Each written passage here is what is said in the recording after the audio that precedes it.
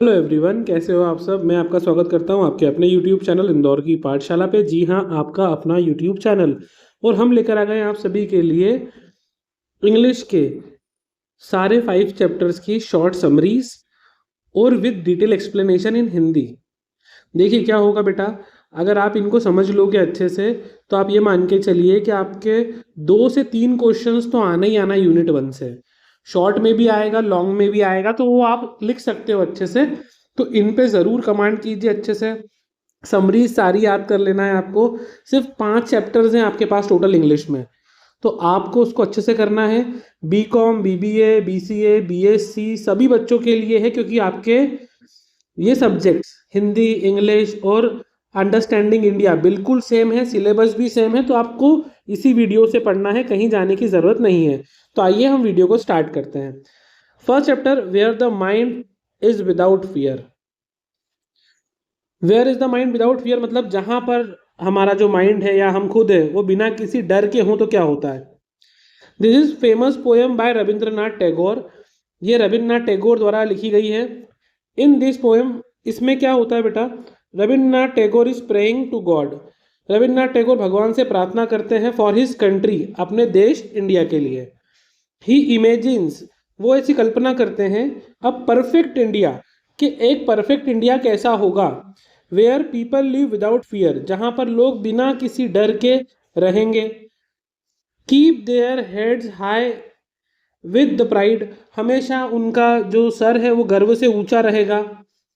He wants a place where everyone is educated and honest, वो एक ऐसी जगह चाहते हैं अपने देश को बनाना जहां पर सभी लोग पढ़े लिखे हों और ईमानदार हों। Tagore believes that true freedom is not just about getting rid of foreign rulers।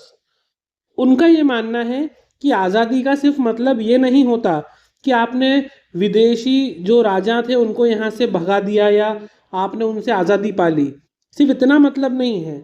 But about freeing our mind from the bad habits, उनका ये मतलब है कि अपने माइंड को बुरी आदतों से फ्री कर लेना, लाइज झूठ से फ्री कर लेना, नेरो माइंडेड थिंकिंग जो छोटी सोच लेकर लोग चल रहे थे उस सबको खत्म करना है आपको। He wants a world where the people don't divide themselves based on religion और कास्ट। वो चाहते हैं एक ऐसे भारत की स्थापना करना जहां पर जाति के हिसाब से, धर्म के हिसाब से भेदभाव ना हो, बंटवारा ना हो। He ask God to wake up his country, वो चाहते हैं, भगवान से प्रार्थना करते हैं कि उनके देश के लोग जागें।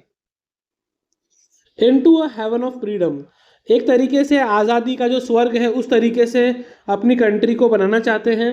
Where everyone can live with respect, जहाँ पर सब इंसान अपनी सेल्फ रिस्पेक्ट के साथ रहें, सत्य के साथ जिए। It is a simple but deep wish for a better United and brave society.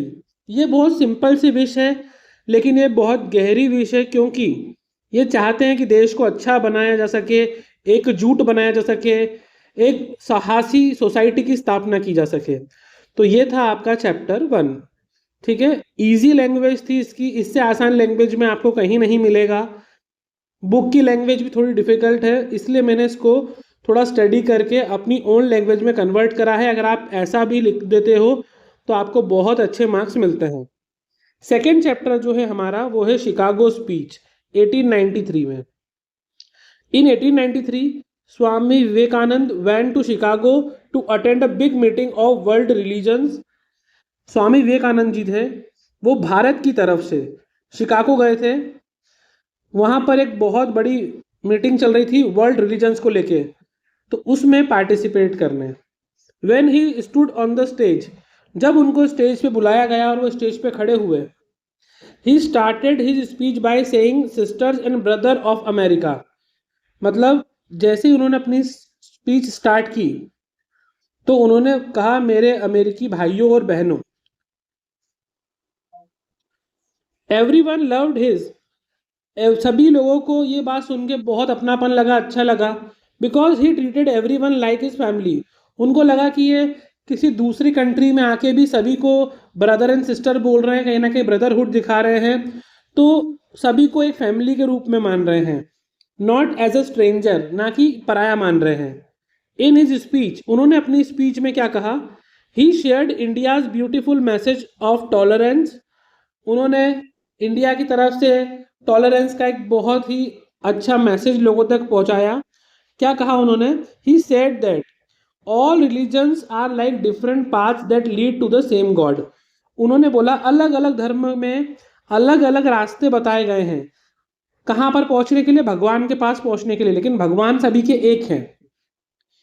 He was very sad to see people fighting and killing each just because of they belong to different religion, उनका ये मानना है कि लोग दूसरे धर्म को मानते हैं इसके लिए एक दूसरे का खून कर देते हैं, लड़ते हैं, मर्डर कर देते हैं, तो ये बात बहुत ज़्यादा बुरी है, बहुत सैड है। He wanted the whole world, वो पूरे देश से चाहते हैं कि to live in a peace, कि ताकि सब लोग शांति से रहें, रिस्पेक्ट करें एक दूसरे की बिलीफ की। भाई देखो सबको फ्रीडम है, उनको जो चीज़ें मानना है, जिस चीज़ों में विश्वास रखना है वो उस चीज़ों में विश्वास रखें, आपको उनकी रिस्पेक्ट करना चाहिए, ना कि उनसे लड़ाई झगड़े करना चाहिए, है ना। देखिए हम किसी को ये बोलने का हमें कोई राइट नहीं है कि वो किस बिलीफ के साथ जीता है, किस चीज़ों को मानता है। आप जिस चीज़ को मानते हो उस पर अपना कंट्रोल है, लेकिन दूसरे किस चीज़ को मानते हैं उसमें हमारा कोई कंट्रोल नहीं है। And stop being narrow minded, हमेशा छोटी सोच वाला नहीं बनना है। His speech is a perfect example of love and unity, इनकी स्पीच में प्यार और अपनापन दिखता है। Teaching us that we should accept everyone as they are, ये बताते हैं कि हम सब लोगों को एक्सेप्ट करना चाहिए हमें, चाहे वो जैसे भी है वैसे ही, किसी में बदलाव की उम्मीद हमको अपनी तरफ से नहीं करना चाहिए। अगर आप किसी को स्वीकारना चाहते हो तो जैसा वो है उसको वैसे ही एक्सेप्ट करो, ना कि उसमें अपना अकॉर्डिंग चेंजेस लाने की कोशिश करो। तो ये था हमारा सेकेंड चैप्टर। थर्ड है astrologer's day. This story is about an astrologer who sits under a tree and tells people their fortune. ये स्टोरी एक एस्ट्रोलॉजर के बारे में, एस्ट्रोलॉजर जो भविष्यवाणी करते हैं उनके बारे में।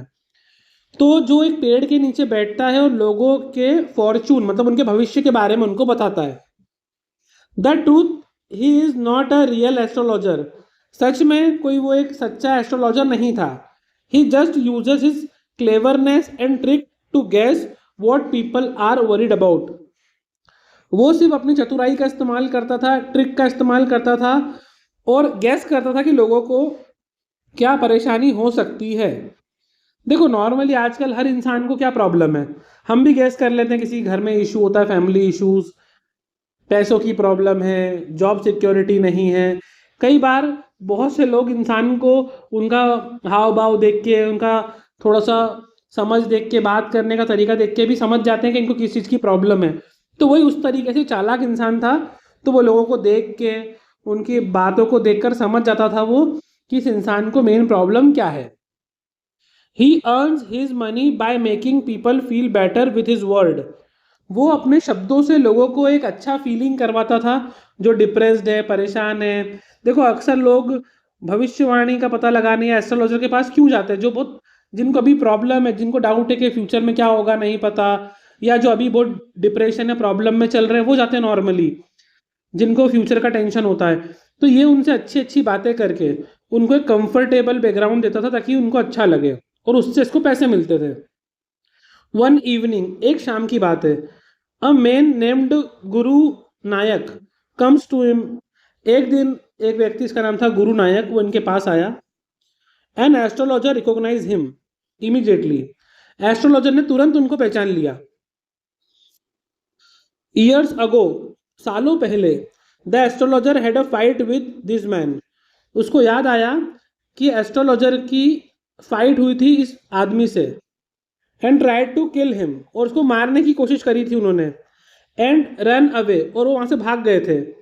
Thinking the man was dead, और इनको लगा था कि वो आदमी मर चुका है। नाउ सीइंग हिम अलाइव, जब उन्होंने देखा कि यार ये तो मरा ही नहीं था, जिंदा था, द एस्ट्रोलॉजर इज स्केयर्ड, तो वो डर गए एकदम से। But he uses his quick mind to tell the man, उन्होंने तुरंत अपने दिमाग का इस्तेमाल करा, उस इंसान को बोला that his attacker is dead, कि तुमको जो मारने वाला व्यक्ति था वो मर चुका है। He tells the man to go back home and never come to this town again. उनने बोला कि आप अपने घर चले जाओ और दोबारा कभी भी इस टाउन में वापस मत आना। द मैन लीव्स, इंसान चले गया, and the astrologer goes home safely, तो एस्ट्रोलॉजर सेफली अपने घर आ गया। Having saved himself by intelligence, उसने अपने दिमाग का इस्तेमाल करके अपने आप की जान बचा ली। It is a story about how the life can change in a moment and how we deal with our past mistakes. तो ये स्टोरी ये बताती है कि लाइफ कैसे चेंज हो सकती है तुरंत, और कैसे उसने अपने दिमाग का इस्तेमाल करके अपनी पास्ट जो मिस्टेक्स थी उनसे हम थोड़ा डील कर सकते हैं, बच सकते हैं। उसने ट्रिक खेली, उसने ऐसा बताया कि मैं वो नहीं था, वो कोई और व्यक्ति था। इस तरीके से उसने बचा लिया अपने आप को। देखिए क्या होता है ना, कई बार पुराने इंसिडेंट हमको लगता है कि वो हो गए हैं, अब कभी भी रिटर्न नहीं आएंगे, लेकिन कभी कभी ऐसा होता है लाइफ में कि हम जो जाने अनजाने में पहले मिस्टेक कर देते हैं, उसके कॉन्सिक्वेंस हमें बाद में फेस करना पड़ सकते हैं। ठीक है, तो एस्ट्रोलॉजर जो पहले था, कुछ सालों पहले, बहुत सालों पहले, तो उसने जिस व्यक्ति को मारने की कोशिश करी थी और उसको लगा था वो मर गया है, और जब वो वहाँ से भाग गया एस्ट्रोलॉजर, और जब बाद में वही व्यक्ति एस्ट्रोलॉजर के सामने आया, अब देखो एस्ट्रोलॉजर तो तुरंत उसको पहचान गया था, बट अब इतने सालों में एस्ट्रोलॉजर्स जो होते हैं नॉर्मली दाढ़ी वगैरह रख लेते हैं, या अपना उनका थोड़ा इतने सालों में फेशियल एक्सप्रेशन भी चेंज हो जाता है, तो वो इंसान पहचान नहीं पाता उनको, तो वो अपने दिमाग का यूज़ करके उसको वहाँ से बाहर निकाल देते हैं। तो ये होता है बेटा एक इंटेलिजेंस पर्सन जो परेशानी में भी कैसे अपने माइंड का यूज़ करके उस वक्त अपनी परेशानी को अवॉइड कर सकता है। Introduction to Sundarkand of the Valmiki Ramayana. Valmiki ji की रामायण तो आप सबने ही सुनी होगी, देखी होगी, पढ़ी होगी। नहीं भी पढ़ी है तो एटलीस्ट आपने टीवी पे तो देखी ही होगी। The Sundarkand is a very special and inspiring part of Ramayana. It tells the story of lord Hanuman's journey to Lanka to find mother Sita. ये स्टोरी जो है वो भगवान हमारे हनुमान जी की जर्नी के बारे में है कि कैसे वो लंका तक जाते हैं माता सीता को ढूंढने के लिए। Hanuman is a very powerful, Hanuman ji बहुत शक्तिशाली होते हैं, but he is also very humble and dedicated to lord Rama. वो बहुत दयाल मतलब हम्बल होते हैं और डेडिकेटेड होते हैं, मतलब भगवान राम जी की भक्ति में ही हमेशा लीन रहते हैं। उनके जीवन का एक ही लक्ष्य रहता है कि उन्हें भगवान श्री राम जी के चरणों में रहना है और उनकी भक्ति करना है। When the Hanuman crosses the big oceans to reach the Lanka, जब हनुमान जी बहुत बड़ा विशाल समुद्र पार करने जाते हैं, ही फेसेस मैनी प्रॉब्लम्स, तो उनको बहुत सारी परेशानियों का सामना करना पड़ता है। कहीं कहीं पर राक्षस आ जाते हैं बीच में उनको रोकने के लिए, तो कहीं कुछ प्रॉब्लम्स आ जाती हैं, but he never gives up, पर वो सभी प्रॉब्लमों से लड़ते हुए निपटते हुए आगे बढ़ते हैं, because he has total faith in his mission, क्योंकि उन्हें सिर्फ कुछ भी करके माता सीता तक पहुंचना था। वो इसी बात को लेकर आए थे कि मुझे मेरे प्रभु श्री राम ने जो भी आदेश दिया है मुझे उसका पालन करना है। He uses his strength and wisdom to find Mata Sita. उन्होंने अपनी पूरी स्ट्रेंथ, ताकत का इस्तेमाल करा, चतुराई का इस्तेमाल करा कि वो माता सीता को लंका में ढूंढ सकें। दिस चैप्टर टीचेज अस, ये चैप्टर हमें ये सिखाता है कि when we have a goal and work for it, जब हमारा एक लक्ष्य होता है और हम उसको प्राप्त करने के लिए पूरी ताकत से काम करते हैं विद अ प्योर हार्ट, और हमारा दिल साफ होता है, पूरा डेडिकेशन होता है, we can overcome any problem, तो हम किसी भी परेशानी को सॉल्व कर सकते हैं, उससे आगे बढ़ सकते हैं। It is not just about Hanuman strength, ये सिर्फ हनुमान जी की ताकत के बारे में नहीं था। It is about how faith and devotion can help us succeed in the hardest time. ये इस बारे में था कि उन्हें बहुत यकीन था, उन्हें भगवान श्री राम के प्रति उनका बहुत डिवोशन था, और उन्हें पता था कि वो जो लक्ष्य पाने जा रहे हैं वो कितनी भी परेशानी आ जाए, कितने भी हार्डेस्ट टाइम आ जाए, वो ज़रूर उसको पालेंगे। It gives us hope and show us that the courage nothing is impossible. उन्होंने बोला अगर आपके पास करेज है, साहस है, तो आप कुछ भी कर सकते हो, कुछ भी आपके लिए इम्पॉसिबल नहीं है। तो ये आपके 4 चैप्टर्स हो गए। लास्ट चैप्टर की तरफ हम बढ़ रहे हैं। देखिए लास्ट चैप्टर पे बढ़ने के पहले मैं आपको एक बात बोल दूं, अगर अभी तक आपने वीडियो को लाइक नहीं करा हो लाइक कर दीजिए, चैनल को सब्सक्राइब करके बेल आइकन दबा दीजिए। आपको अंडरस्टैंडिंग इंडियाज़ की भी वीडियो यहीं पे मिल जाएंगी, कहीं जाने की ज़रूरत नहीं है। आपके सारे दोस्तों में वीडियो को शेयर कर दीजिए। बिकॉज बेटा कई बार होता है, ये तो आपका अपना चैनल है अपनी यूनिवर्सिटी का, कई बार ऐसा होता है कि बच्चे अलग अलग प्लेटफॉर्म से पढ़ते हैं, जब तक कि उन टीचर्स को ये भी नहीं पता होता कि आपकी यूनिवर्सिटी का पेपर किस तरीके से बनता है, ना ही वो आपकी यूनिवर्सिटी में कभी उन्होंने पढ़ा है, ना कोई एग्ज़ाम दी है, और वो लोग आपकी यूनिवर्सिटी का आपको पढ़ाने लग जाते हैं। तो कम से कम आप इस चैनल पे बेफिक्र होकर पढ़ सकते हैं, क्योंकि हमें पता है कि DAVV में किस सब्जेक्ट में किस तरीके से लिखना पड़ता है और किसके मार्क्स मिलते हैं। तो आप प्लीज़ इस चैनल पर ट्रस्ट कीजिए आराम से। और इंग्लिश का इसके बाद, इस वीडियो के बाद एक पार्ट मैं इसके पहले इंग्लिश का कल अपलोड कर चुका हूँ। एक वीडियो आपको आज दिन तक या शाम तक मिल जाएगा, जिसमें मैं एक बार और ओवरऑल सारी यूनिट को शॉर्ट में एक्सप्लेन कर दूंगा। अभी आप पहले ये कंप्लीट कर लीजिए, क्योंकि इसको आपको लर्न करने में टाइम लगेगा। बट अगर हाँ आप ये 5 चैप्टर की समरी कर लेते हो तो 2 से 3 क्वेश्चन आपके कंफर्म पेपर में बन जाएंगे। एटलीस्ट 2 तो आना ही आना है, लॉन्ग में भी आएगा, या फिर 3 क्वेश्चन भी आ सकते हैं। तो आप इनको अच्छे से कर लीजिए। The wonder that was India, an excerpt. It is an interesting piece of writing that explains how great ancient India was. ये एक बहुत ही राइटिंग का एक ऐसा इंटरेस्टिंग पीस है, मतलब ऐसा नमूना है जो ये एक्सप्लेन करता है कि हमारा जो इंडिया है, एंशंट इंडिया, वो कितना ज़्यादा ग्रेट था। The author L.N. Bashams right about the times when India was very advance society. ये उस समय की बात करते हैं जब इंडिया बहुत एडवांस्ड था। बेटा ये ध्यान रखना, एंशंट इंडिया सबसे मॉडर्न, सबसे आधुनिक था। आपको सारे चैप्टर के राइटर्स के नाम भी याद रखना है बेटा, क्योंकि जब आप आंसर फ्रॉम करते हो और आंसर में आप राइटर का नाम मेंशन कर देते हो, तो उससे क्या होता है, आपको एक एक्स्ट्रा मार्क मिलता है, क्योंकि टीचर को पता होता है कि सिर्फ कहानी याद नहीं है, इसको कॉन्टेक्स्ट क्या है कहानी का, किसने लिखा है ये भी पता है। He explained that ancient India were not just religious but also very smart in science, art, philosophy.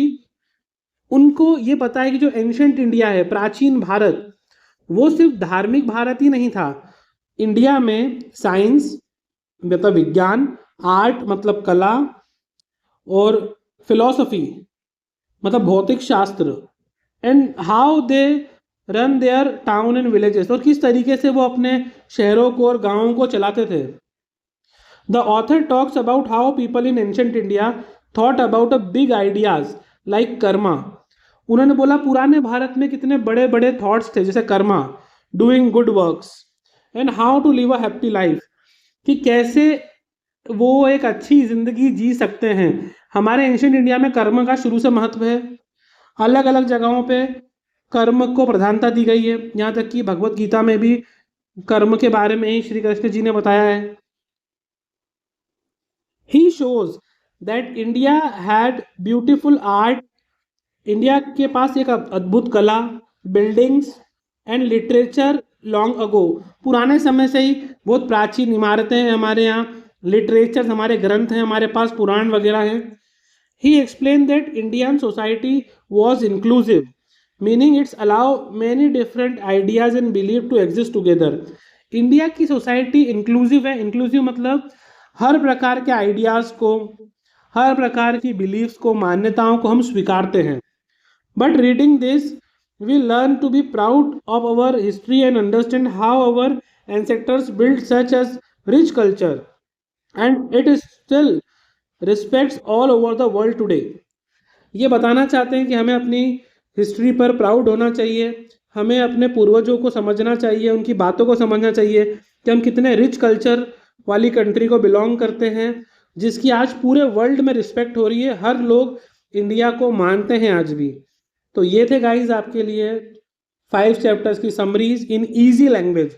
आप इन्हीं को यहीं से याद कर सकते हो अगर आपको बुक की लैंग्वेज डिफिकल्ट लग रही है। और जिन बच्चों ने बुक में से याद कर लिया है कोई इशू नहीं है, मेरा काम था थोड़ा सा आसान कर देना, क्योंकि बहुत से बच्चों की English up to the mark नहीं होती है। हाँ कुछ लोग बेशक बहुत ब्रिलियंट होंगे, पर मेरा फोकस सारे बच्चों पर रहता है।